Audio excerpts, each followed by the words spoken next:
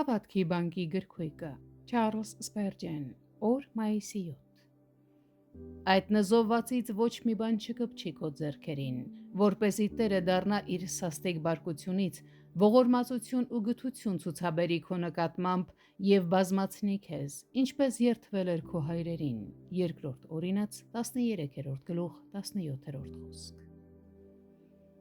Իսրայելը պետք է նվաճեր կռապաշտ քաղաքները եւ ոչնչացներ ամբողջ ավարը,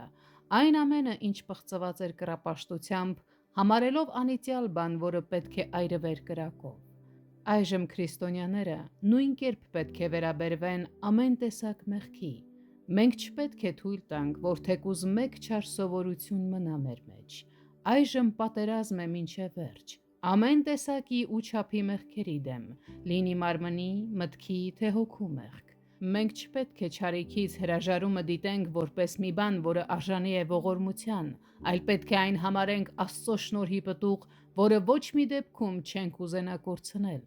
Երբ Աստված մեզ օգնում է, որ մեր մեղքերի հանդեպ ողորմություն չունենանք, այդ ժամանակ նա մեծ ողորմություն է ցուցաբերում մեր նկատմամբ։ Երբ մենք բարկանում ենք չարի վրա, Աստված այլևս բարկացած չի լինում մեզ վրա։ Երբ մենք բազմապատկում ենք մեր ջանքերը անօրենության դեմ, Տերն էլ բազմապատկում է իր օրհնությունները մեզ վրա։ Խաղաղության, աճի, ապահովության եւ Հիսուս Քրիստոսում ուրախության ճանապարհը կգտնենք այս խոսքերը գործադրելով։ Նզովվածից ոչ մի բան չկպչի քո ձեռքերին։ Տեր, մաքրիր մեզ այսօր։ Գթասրտություն, բարօրություն, շինություն եւ ուրախություն անպայման կտրվեն նրանց, ովքեր վճռականորեն հեռացնում են մեղքը իրենց կյանքից։